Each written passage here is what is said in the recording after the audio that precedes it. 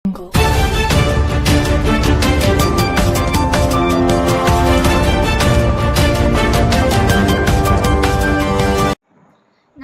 દર્શક મિત્રો, આપ જોઈ રહ્યા છો ડિજિટલ ન્યૂઝ. જોઈએ આજના મુખ્ય સમાચાર. ફરી એકવાર ડિજિટલ રાપર કમ્પ્યુટર લોકમેળા વચ્ચે 19 વર્ષીય યુવકની છરીના ઘા મારી હત્યા. રાપર તાલુકામાં ચોંકાવનારી ઘટના સામે આવી છે. સલારી કારુડા માર્ગ પર આવેલા રાજભાઈ માતાના મંદિર પાસે 19 વર્ષીય યુવકની નિર્મમ હત્યા કરવામાં આવી છે. મૃતકની ઓળખ નરેશ સામાભાઈ કોલી મોમાઈવાડના રહેવાસી તરીકે થઈ છે.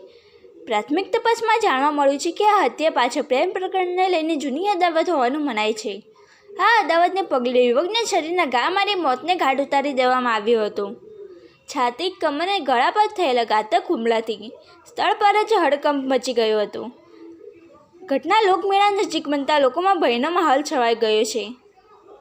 પોલીસે ગુનાની ગંભીરતા જોતા તાત્કાલિક તપાસ શરૂ કરી છે અને આરોપીને ઝડપવા માટે જ તજવીજ હાથ ધરવામાં આવી છે. જેનો રિપોર્ટ ડિજિટલ ન્યૂઝ ચટલાસણા.